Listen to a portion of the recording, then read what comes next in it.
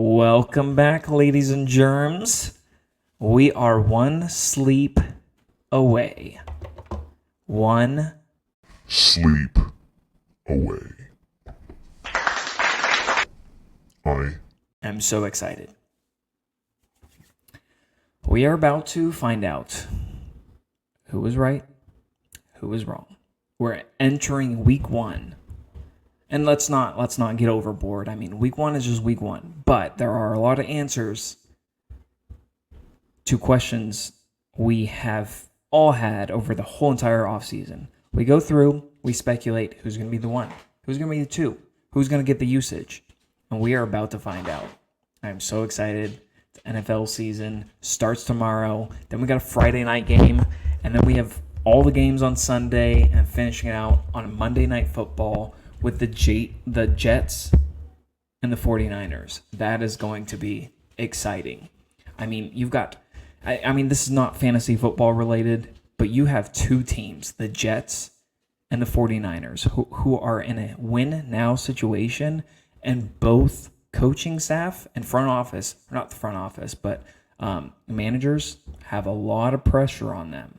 I mean, you've got 49ers going all out, paying everybody, and you've got the Jets going all out, trading for people and getting an old Aaron Rodgers in there. I'm so excited for Monday Night Football, just as a football fan. But this is not about football. This is about football, but it's about fantasy football and our league. So, to transition from the 49ers to... Welcome, Paul. I don't think you were here during the last podcast, so welcome. So glad to have you. Very happy to meet you. It was an honor, even though you're a 49ers fan. And also BJ. Welcome, BJ.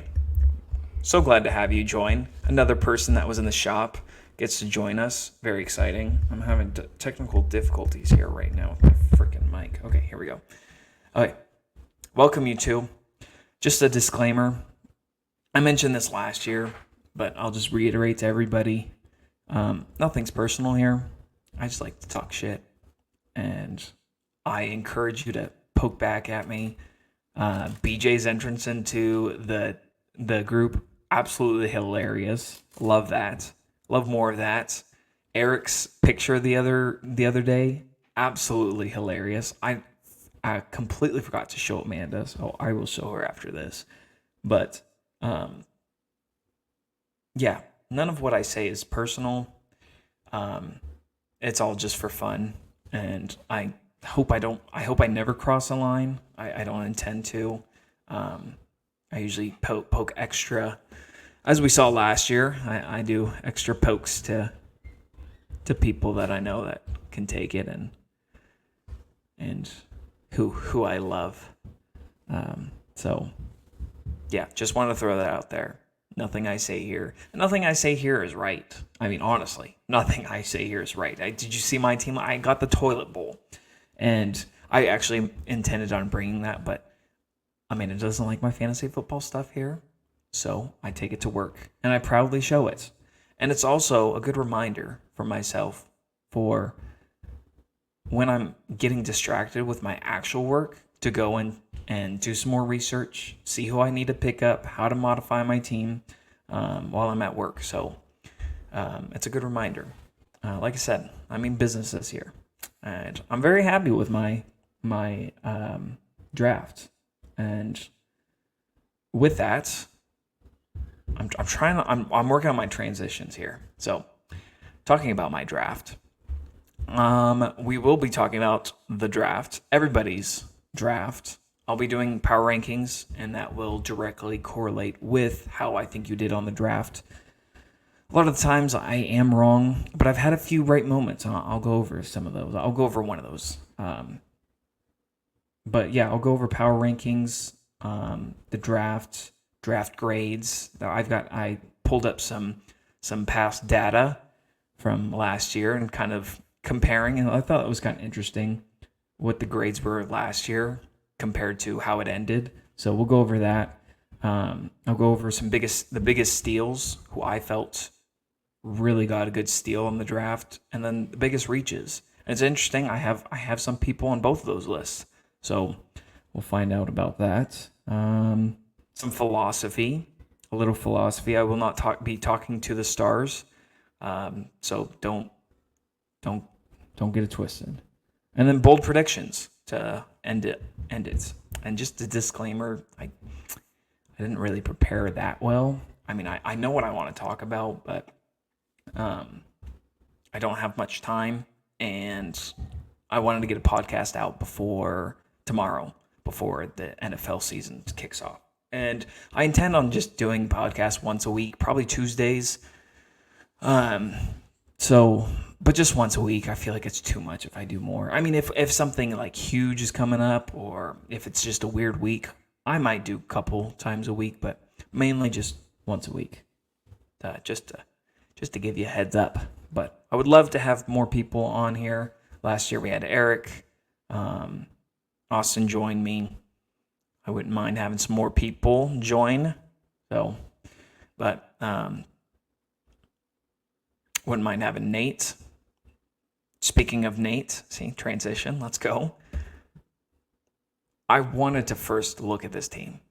I mean, this is, for some of you that may have forgotten or who were not here last year, this is Nate's team.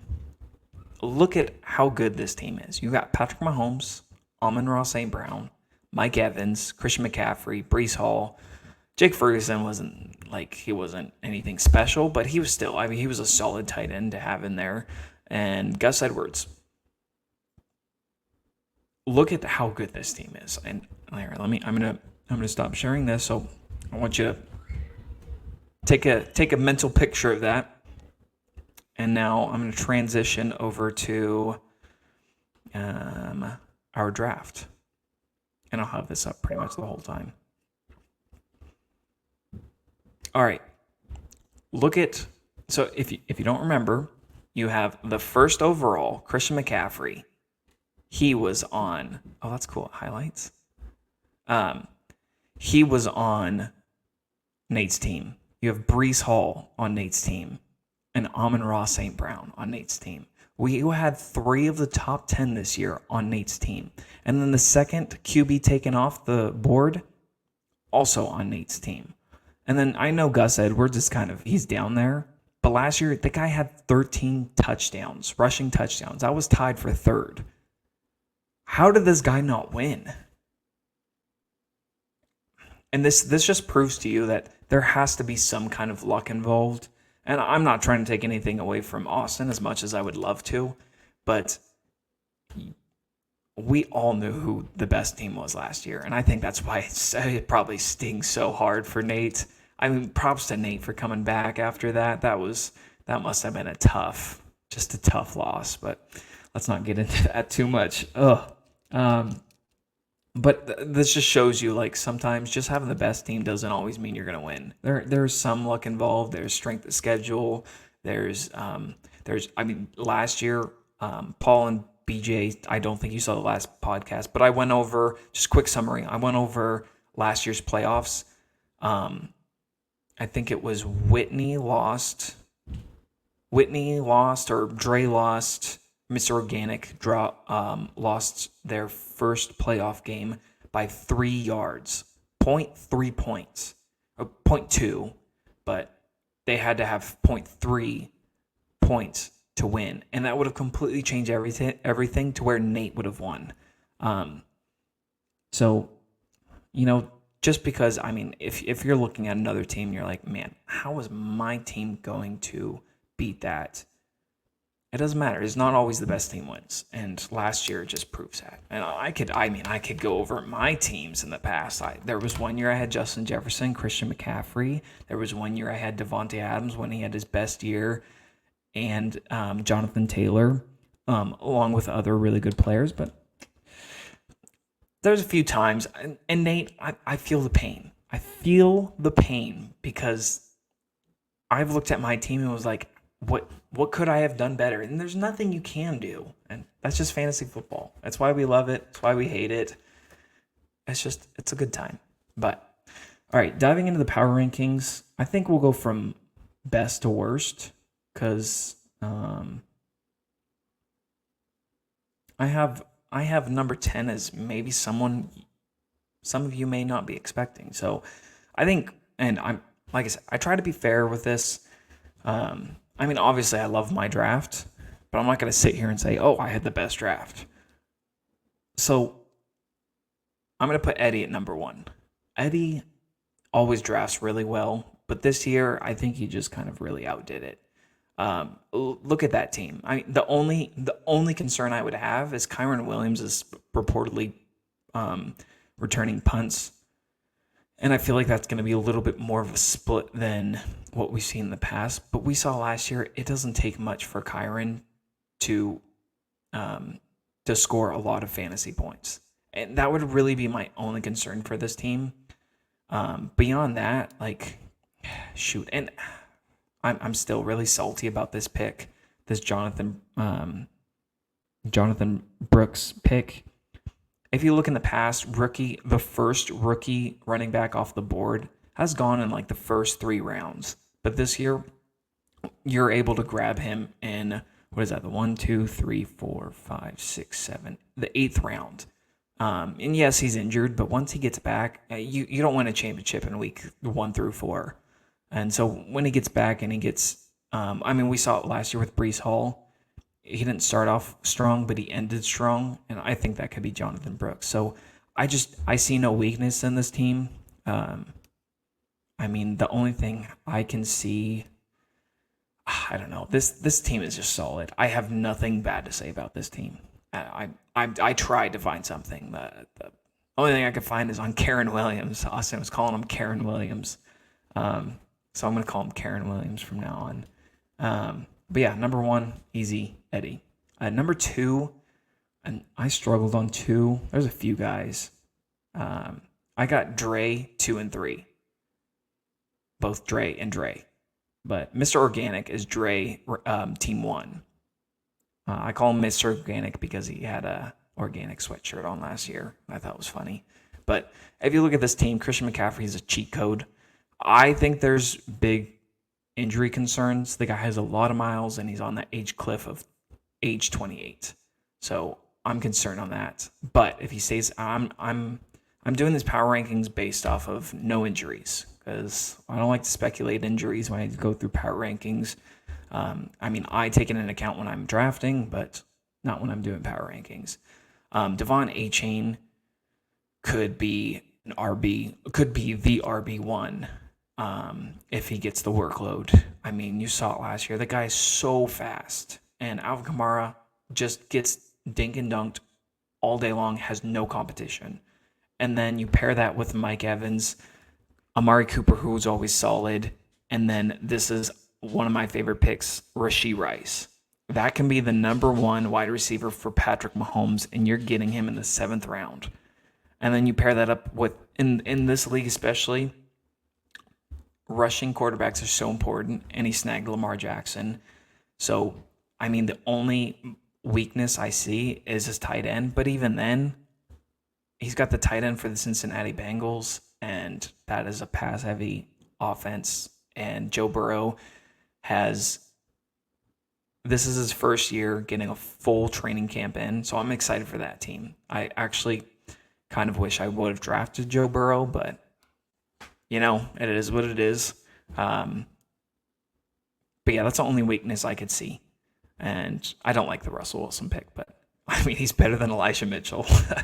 So yeah, number 3 is Dre, team 8. I think this team has a lot of upside, but I think I could easily put this as a power ranking of 8 because it also has a lot of downside. This is a very polarizing team, and I can appreciate the just going for it, balls to the walls, and going for nothing but upside. Rookie QBs don't always. It's very rarely do they hit. Jaden Daniels has the rushing upside, so I do like that. But and then Brock Bowers, generational tight end, but rookie tight ends also don't. Don't get me wrong. I would have picked up Brock Bowers if I didn't get Pitts. That was my next target, was Brock Bowers for tight end. I would have waited a couple of rounds, but I think tight end, it's a big risk, but it can be a big reward because they might treat him as a wide receiver. And if you have a wide receiver in as your tight end, a game changer. I mean, we've seen it with Kelsey, Laporta last year. And it's really interesting because you're getting these tight ends are getting more and more involved with receiving.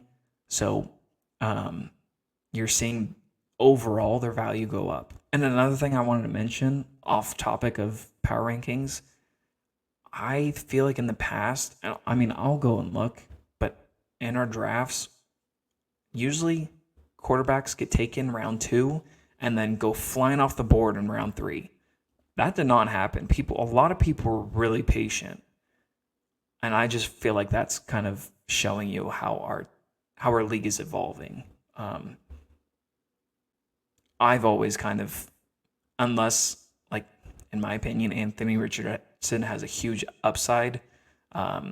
So that's why I took him there. But if I didn't take him there, I was punting and I was going with Kyler Murray later in the rounds. But I think that just kind of shows how we, as a league, are evolving, getting more competitive. So I thought that was kind of cool to see. But yeah, Dre, huge upside, but also huge. I mean, you've got Derrick Henry, who's old, Joe Mixon, who's old, Drake London, who's a really good talent, but we don't know how he is with Kirk Cousins.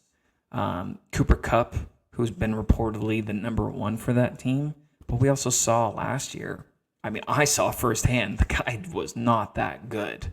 Granted, I think he was injured and dealing with injuries, but he could either be, I could see this guy being top 5 wide receiver back up there, or face planting like last year and being like outside the top 48.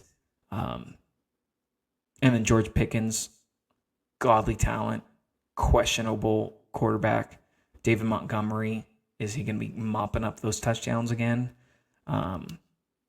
That is a huge upside. That's just a risky, but I feel like they're all risky. So if you hit on half of those, you're in good shape. And picking up some good floor plays, I think you're in good shape, even if you hit half of those. So I liked how you were balls to the walls and you just committed to the high upside, and you weren't scared and you just kept going for it. So I think you deserve the number 3 power ranking. And this power ranking is going to change so much after week 1 because we're going to have so many different answers. But let's not overreact. Just kind of throwing that out there. Number 4, I have myself. If I'm being honest, I'm going to put myself higher, but I'm trying to be fair. I feel like I just had a really solid draft. I felt like I came prepared and executed really well. I am not upset about. The only thing I'm upset about is I wish I would have got Jonathan Brooks, just to kind of get that more upside and better depth at my running back position. But that's all right. That's the only thing I could complain about, honestly. Number 5, the reigning champ, Austin. I think you had a good draft. I do see it. I don't know. I'm not a big Evan Ingram fan, but he was the number 2 tight end last year, and J.K. Dobbins he's never been healthy. Zach Moss, I think he was just a product of a good system last year. You do have the high upside. I do like JSN. But Jalen Hurts last year, that Eagles team was just on a downward world spiral. And, I mean, look at Travis Kelce. The guy came back because he's having fun. He's winning and he's having fun. Jason Kelce, he was like, I'm out. This was not fun this year. I think that's something that's worth looking at or just kind of keeping in mind. I think there's problems in that locker room, and I think it will become more apparent. And so that hurts Jalen Hurts and Saquon Barkley. I really like Saquon Barkley this year, but there's just question marks on, I don't know. I see the upside because, and I struggle with these power rankings because I feel like you could make a case for any team making to a championship and being a really good. And that's the hard thing before the season. There's so many question marks. I mean, you could have Tyreek Hill be the number one wide receiver, or he could fall on his face. Like it's just so hard to predict. And you can see an upside for almost every single one of these players. But going back to Austin, you either have a really high upside with Saquon Barkley and Jalen Hurts you're getting all the rushing touchdowns, or that team either spirals or is nothing but a pass heavy team without Jason Kelce, and now you've limited yourself. And I think you have limited yourself a little bit with both of your. I would have done the same thing, but Jonathan Taylor and Saquon Barkley both have rushing quarterbacks, so there are touchdowns to be taken away. And Ayuk has been nothing but noise during this offseason. The guy's got his money. I don't see him he's not a wide receiver one in my book. Not at all.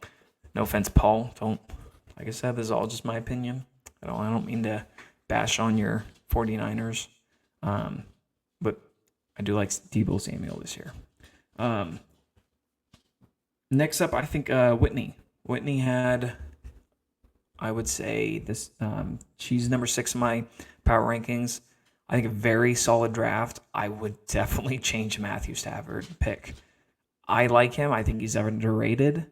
I think he's one of the best quarterbacks in the game. But you could have waited. This is a little harsh. I got to bring it up at least once every year. This was a Marshawn Lynch round 1 type pick. And not because there's no value there, but because you could wait. I feel like Matthew Stafford was on nobody's radar until maybe round 10, 11. You could have waited. You could have waited till 9, and still that's a little bit of a reach. But hey, prove me wrong. But other than that, I really actually like this, like your draft. You've got really good depth, I think. You've got depth for everybody. And I really like your last pick, Trevor Lawrence, in the very last. He's not lived up to his name, but he's still been a fairly decent quarterback. And getting him in the last round, I think he's better than Russell Wilson. I'll say that. I think you've got a solid squad. I love Bijan. I think I wanted Bijan. I wanted the top 3 because I wanted Bijan. At 1, I would have picked Bijan. I think that guy's the next Christian McCaffrey. He's the next number 1. And then Isaiah Pacheco is going to be a workhorse. So I think you've got a really solid squad here. Tight end McBride. He, in my opinion, is the last. He's the last tight end in the tier 1 type tight end position. So having him is going to be huge on your team. I know you like Kelce, but he got snagged before you could take him. But I think you've got a very solid team that could win you a lot of games. Number 7, I've got Paul. Again, I think, and see, every team's going to be good until the season starts.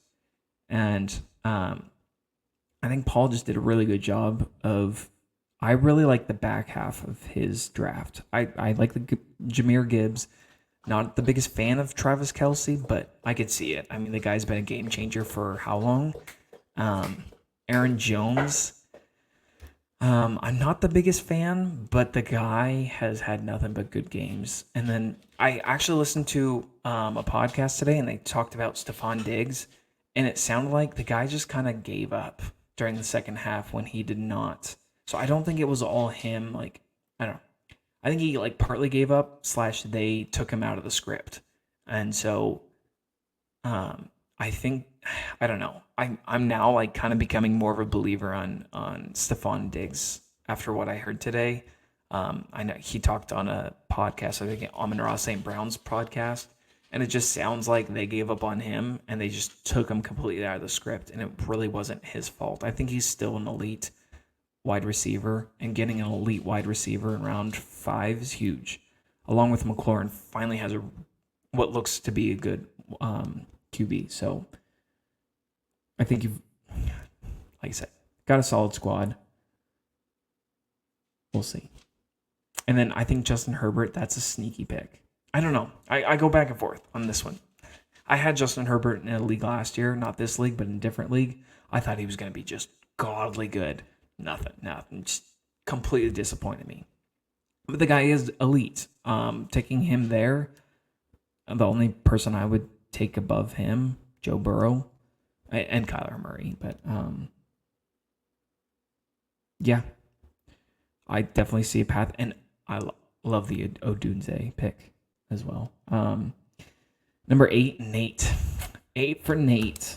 Nate, I feel like you just were not as prepared as last year. I'm going to be pretty blunt with you here. I don't think I like some of your late, but I also don't like some of your. I don't like Zamir White there. And we talked about it. When you're looking at Zamir White, after Zamir White, then it's Team Andre, Mr. Organic. He took 3 running backs right there. No way is that guy going to be taking another running back. I mean, not in my eyes. Chances are. I mean, maybe, but in my eyes, no way. This guy's taking 4 running backs straight in a row. So wait on Zamir White. If you like him that much, take him around later. Get that guaranteed person that you want and take him around later. So I think there were some rookie moves. The pivot to Zeke, and there's no RB depth. Look at this. I mean, your RB depth is Zeke. The guy's freaking 40 years old. He's as old as you. And then you got Tyler Algier. He's just a handcuff. You're banking on an injury to get some kind of depth. And if Zamir White doesn't work out, you're scrambling on that waiver wire. And I don't think there's bad options out there right now, but just something to look at. Yeah, I don't know. I think you have to kind of. I would rethink some of those later round picks and maybe pick up a different type of, maybe your own insurance. I don't know. I'm not gonna make any suggestions. You do what you want, but just a few things. Not a fan of your quarterbacks. I do like Jordan Love's pretty good. I don't like the Dak Prescott pickup. Don't like the Zamir White, and don't like how there's no RB depth. So that's why I got you at 8. Number 9, who else? Also going to determine number 10. Number 9, BJ. BJ, welcome. We saved your ass. I hope you're thankful, because and we all gave each other the look like, who? And I give you props. I mean, I give you mad props getting up there, not knowing, like, first year, not knowing much. I mean, I think my first year was 2016. So now I'm coming up on 8 years. I'm probably into fantasy football a little more than I should, and Amanda can agree on that. But going up there with no experience, maybe not having the best idea of who some of these guys are, I gave you props for going up there. And you honestly drafted a solid squad. After 5, pick 5, I'm like, holy shit, this guy's got a good team. You've got a number 1, who very well could be the number 1 wide receiver, number 1 QB, and number 1 tight end. And Josh Jacobs, no competition in that backfield. So it's just after that, it just you kind of lost me a little bit on some of those other picks, which we can get into a little bit later. But after those first 5 picks, damn. And apparently you've got a freaking great rating. You've got an A-, A+ rating from Yahoo, which I read an article, and they were talking about how they're really not too far off from their like how you do versus their grades. So in most cases, I mean, it's not always the case, but in most cases, and we'll actually get into that a little bit. Which leads me to the last, who I think is last for power rankings, especially week 1. Sloppy Poppy himself. Guy was looking to the stars for his picks, because what the heck were you doing? I mean, I do like I like your second pick. I'll give you that. First pick, Jamar Chase. I was hoping you were going to take Chase because, I mean, Jefferson, I know he doesn't have the creme de la creme QB. Guy is QB proof. Jefferson has, and St. Brown. St. Brown, the guy is a PPR machine. Like, Eric, you realize we're playing half-point PPR. We're not playing standard anymore. Jamar Chase is having disputed conversations with the front office on his contract. The guy has not been at practice all summer long. Even if he did suit up today. Even if he plays, the guy has not been practicing. I mean, he's been at practice, but he has not been practicing. It takes time to develop that relationship. And although, and I said it before, but this is for week 1 power rankings. I don't think he's going to do good week 1 if he even plays. So you've got Jamar Chase out.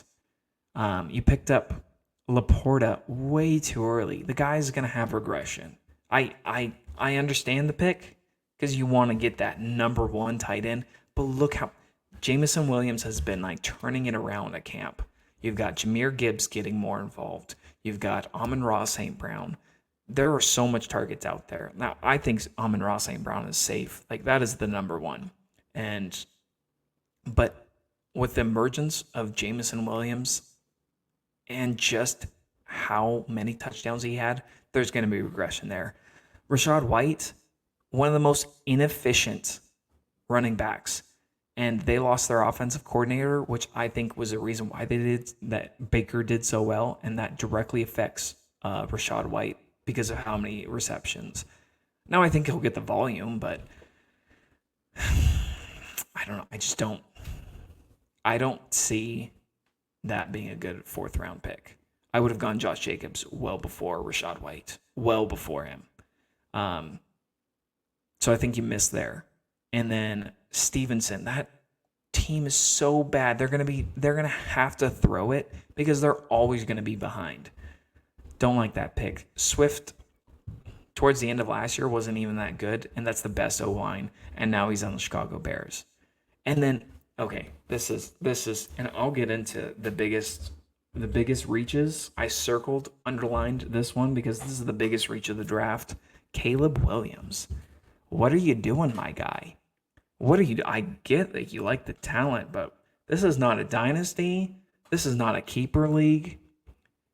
Caleb Williams, his ceiling, what you hope Caleb Williams is going to be is a Joe Burrow, which you could have picked up, and you did pick up 2 rounds after that. What are you doing? What are you doing? I don't get that pick. I don't get that pick. And I don't know. Explain it to me, please. Explain it. And then you picked up Nick Chubb, which isn't bad, but Nick Chubb, I don't even know what way we're going at that point. I would take Gus Edwards and Tony Pollard over Nick Chubb. I love Nick Chubb. My great-grandpa, biggest Georgia Bulldog fan. Nick Chubb went to Georgia. The guy is an absolute beast. I like the guy. But the guy, did you see the way his legs snapped? Nate has stronger knees than that guy. I mean, even when he comes back, you picked up the injured guy at 28 years old, coming back from an injury he's not even starting off the season healthy. You picked him over the actual starter. I don't get it. It was just a lot of questionable. I mean, the best pick I like is the A.J. Brown and your second to last pick, Adonai Mitchell. And then you picked up Hollywood. You were like, oh, he's injured? Stars have aligned. Maybe you had Lindsay over there telling you what to do, but jeez. Last place. Surprised you weren't last in the report. And speaking of, I did look at last year's reports. Just some key things to think about. Oh, we're going pretty long. I've got a lot to talk about, so we're going a little bit long. You might have to might have to split this watching party in a couple of segments. But last year draft grades. Number 1 and number 2, Nate and Austin. Very interesting. Very interesting. Oops. My bad. I've had to restart like 3 times. I'm not restarting. If I mess up, you're all just gonna have to just kind of ride with it.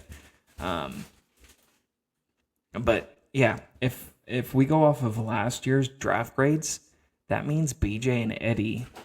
That means that's the championship.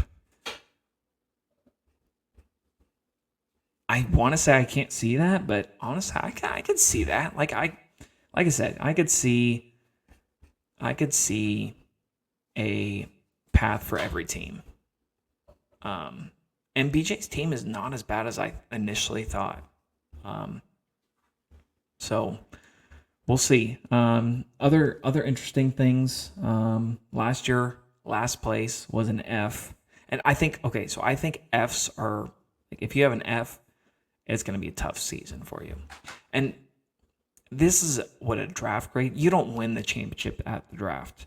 You win the championship during the whole year. I mean, look at Nate picked up. Yes, Nate didn't win. Just a reminder. Nate didn't win. But the guy picked up Gus Edwards, who ended up being an absolute beast in the second half. And here you can look at mine. They said my Kyler Murray pick was, look at that. But I don't understand this. Like, you got Garrett Wilson. I'm not going to get into that too much. Here's our draft grades over here on the right-hand side. Another thing, last year Whitney was number 4, but she was projected to have a 10-4 record. The thing that did hit last year, Austin was projected to get a 10-4 record, and he did. Nate was projected to get an 11-3 record, and he got a 9-5. So, I mean, those aren't always. I mean, of course, they're not always right. But I thought it was interesting they got Austin's right. Whitney was 1 game off last year from getting the record they projected. This year, I just don't agree with this. I don't agree with it. I mean, I know Eric's probably going to be like, all right, here, let me. I want to go with the Yahoo projection. But I don't see it. I don't see it. And then this.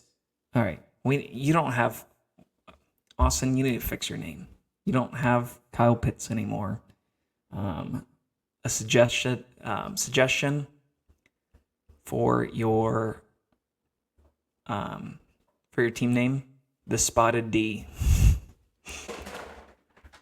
That's what I think your name should be, Spotted D. Yeah, and then I don't agree with mine at all. That's some bullshit. And then I just don't. I completely disagree, except for Eddie's. I mean, the A+, I'll give him that. I'll give him that. And then B-, I could see that. I don't know. Some of this stuff, I ain't worried about it. Next, we'll go over the biggest steals, biggest reaches. I'm going to be pretty quick about it. I kind of talked about some of those anyway. But we'll start off with biggest steals. No, biggest steals. Biggest reaches are a little bit more fun because then I can talk shit. Biggest steals. Eric. Joe Burrow in the 12th round. Absolutely insane. That is crazy. I mean, like I said before, he has never done a full training camp healthy, and this is his first year doing that. And eventually, he's going to have Jamar Chase. He's going to have T. Higgins. He's got Gesicki, which I think would probably be one of his best tight ends that he's had. He's got Chase Brown, who's a really good receiving back. They've got a good rookie for their wide receiver 3. So I'm not scared about like him losing Tyler Boyd. I could see, and we saw it with Glue Sniffer. Joe Burrow can be a game changer on your team, especially when he's hucking it down the field. So I think that was a really good pickup. next would be Whitney. Getting James Conner. I would take James Conner over the 2 QBs in the previous round. And I would take James Conner over Rachaad White and Zamir White. And maybe not Joe Mixon, but that was a really good pickup. I think that kind of solidified your running back room and added a really good depth piece. The guy was an absolute beast last year in the second half, so I think that was one of my favorite picks. Nate grabbing Devontae Smith in the 7th round. There's been a lot of talks, and that offensive coordinator really gets that wide receiver 2/slot guy evolved a lot more. And in a half-point PPR, I could see him being a big game changer. Getting him in the 7th, that's crazy. BJ, I talked about it. Getting Josh Jacobs in the 4th. Guy has no competition. On the Green Bay, that's a high-powered offense. I'm not the biggest fan of Josh Jacobs, the talent, and just kind of the miles that are on him. But again, he's got no competition. So snagging him in the 4th for your first QB, that's good. I would take him over. I mean, I would almost argue I should have taken him over Kenneth Walker. So that was a good one. I think me snagging Kyler Murray, getting a rushing QB. The guy came back off an injury last year and still put up good numbers. He was a top 10, and I got him with my last pick, besides kicker and defense. And then Roman Dunze, which is kind of silly. So I see where you take Xavier Worthy above, but Roman Dunze was like in a tier of his own. Like you've got a tier 1, Marvin Harrison Jr., obviously. Tier 2, Malik Neighbors. And then you can maybe put Rome in that tier 2 or put him in his own tier of tier 3. If it's any other, you put him in last year, I bet he's the first wide receiver taken off the board. He goes before JSN. And I think this guy's going to beat out Keenan Allen eventually. And you've already seen in preseason his connection with Caleb Williams. And rookie first rounder wide receivers almost always beat their ADP. So I really like that pick. I thought you should have picked him over Xavier Worthy. To be honest, I could see the upside on Xavier Worthy because it's Patrick Mahomes' offense and he's a speedster, but I think Rashee Rice is that number 1. So I don't know.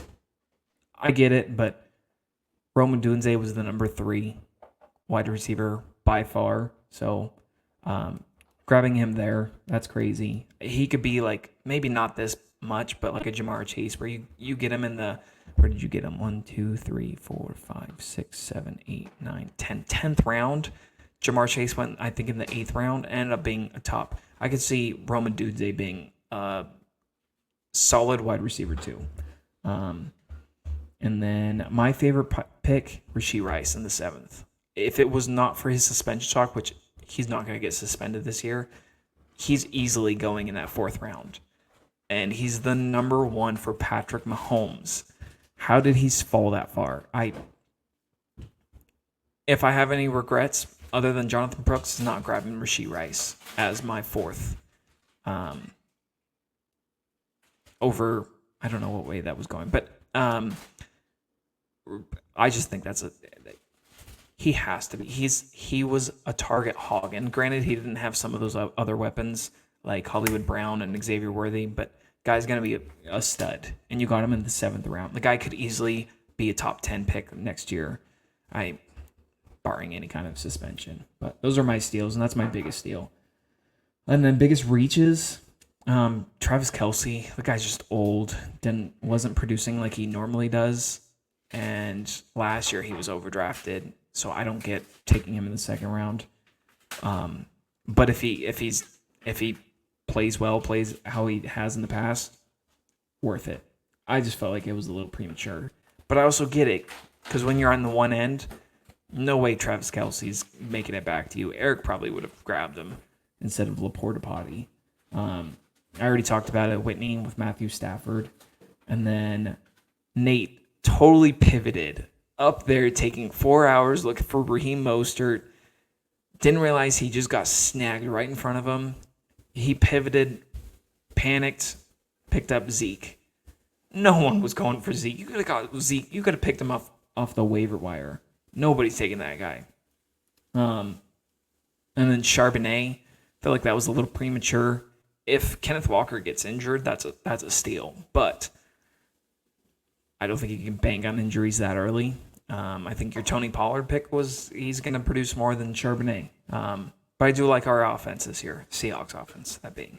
But and then my biggest reach, he had one of the biggest steals with Burrow, but again, biggest reach, Caleb Williams. What are you doing? Why? I don't get it. Jordan Love, like, you're hoping Caleb Williams is going to turn into like a Jordan Love. You're hoping he's going to turn into Joe Burrow. Instead of getting the potential, go get the actual players. I don't get it. Anyway, I'm trying to kind of quickly go through this because I've gone over way too far, but whatever. One thing that I think is going to be interesting this year and going to be maybe a little bit more underrated than even what I was initially thinking. I was driving today and I was thinking about it. I think special teams is going to be a little bit more valuable than it has in the past. If you think about it, think about the changes that they've made. You've pretty much got a running play, and you're almost encouraging people or teams to kick off to the other team inside the numbers, which is going to result in a lot more kickoff returns, which I think is going to result in more. It's going to result in more touchdowns, which you get a touchdown in a special team or on your defense / special teams, you're almost guaranteed a win. So I think that's something to kind of keep in mind this year. Special teams is going to be a little bit more important. And not only that, you're seeing teams starting to, who is that? Blake Corum, the running back for the Rams. He's going to be the kick returner. If that guy's getting more opportunity, more touches, yes, you don't get the yards, which I agree with. You don't get the yards. But if he gets a touchdown, you get the touchdown. So I think it adds just a tiny bit of value to some of those guys and to special teams. And again, that's something I was not really thinking of. I never do any research on defenses or special teams like that. But I think that is something to kind of keep in mind this year and something to look out for versus other years. So that's my philosophy for the day. Moving on to the last segment, bold predictions. And I'll go through these pretty quickly because I'm not going over an hour. First bold prediction. And just because you're a new guy, I just got to give you a little bit of shit. And it's hard to think, and especially after, you got to give us some leeway here, BJ. Your first pick was about to be completely disastrous. And again, props to everybody letting him redo that pick. That just would not have been fair. So I think we can all give ourselves a pat on the back for not taking advantage fully of someone. So BJ makes playoffs is my bold prediction. Like I said, I think he's got a very solid team. Tony Pollard could be that one for an offense that invested a lot in their offense and improved their offensive line. We've seen Tony Pollard be a really good running back, and there's a very good chance he's that running back. Kenneth Walker gets injured, he's got another running back number one. On top of that, CeeDee Lamb easily could be that wide receiver 1 overall. Josh Allen has proven he can be the one as a QB. If he gets injured, you got C.J. Stroud, who's surrounded by weapons. Mark Andrews, we've seen him go off as a tight end. He could easily be the number 1 tight end. This guy could have a Nate-esque type team from last year. So, and I think Josh Jacobs, I've said it before, I'll say it again, I'm thinking he will have a volume that will just shoot him to the top. So I think there's a very good chance BJ makes playoffs. Even Yahoo likes this draft. And then moving on to my next bold prediction, Dre, team 8 Dre. Dre finishes with the best record. The guy has nothing but upside. He hits on 3/4. This guy could go, I mean, this is out there, but he's got such huge upside. He could go undefeated. I mean, I think there's a world where they treat Brock Bowers as a wide receiver. He's the best tight end coming out of college ever. Jaden Daniels has that rushing upside. There's a chance he has 3 wide receiver ones, and then Derrick Henry now on the Baltimore Ravens, where we saw with Gus Edwards. I would take Derrick Henry over Gus Edwards. You give Derrick Henry 13 touchdowns, he could be the running back one. So I think there's a world where Dre finishes with the best record. And I think you can kind of make an argument for anybody, but I think Dre just has the highest upside. I don't like this bold prediction, but there's a world Austin goes back to back. Oh man, I would hate that. Oh, and we'd all have to hear it, and then but it's an odd year. It's an odd year, so that won't happen. No, but seriously, like, you look at his team, he has 2 wide receiver ones. He got Jalen Waddle, who's been an animal in the past. Just last year's been his one bad year. Calvin Ridley could be that number 1. Jackson Smith and Jigba. Guy is a beast, and he's been tearing it up in training camp. He's got the depth. He's got the team that could go and win a championship. And Austin is lucky. The guy is just lucky when it comes to the playoffs. Things just fall perfectly in his lap to where it just works out to where he wins. And it's frustrating as hell, but there's a possibility. It's a bold prediction. I don't think it's going to happen. And then my last bold prediction, I think this one could be the most realistic. Eddie could be last year's Nate. He's got the best team. In my eyes, he's got the best team. And that's like wholeheartedly, I'm like not being biased. Like if I'm looking at his team versus my team, I'm nervous. And I think he could be a team where we look like next year and just like, man, you got Breece Hall going in the first. You got Marvin Harrison going in the first. And then Karen Williams or even Jonathan Brooks. You're like, all 3 of those guys are going the first. And you got Eddie, who has got a stacked team, but then just does not execute. Has Eddie really won a championship? He didn't officially. I mean, if you look at the NFL, they counted that as a no game. But we count it as a game. Is that fair? I don't know. I'll leave you with those questions.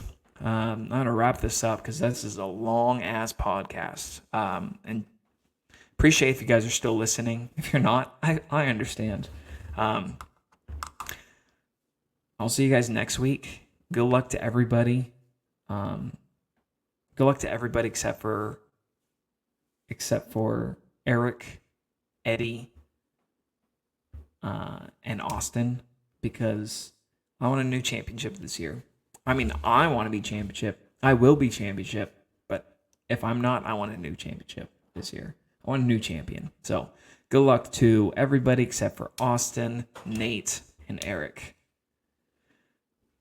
Peace out. Till next time.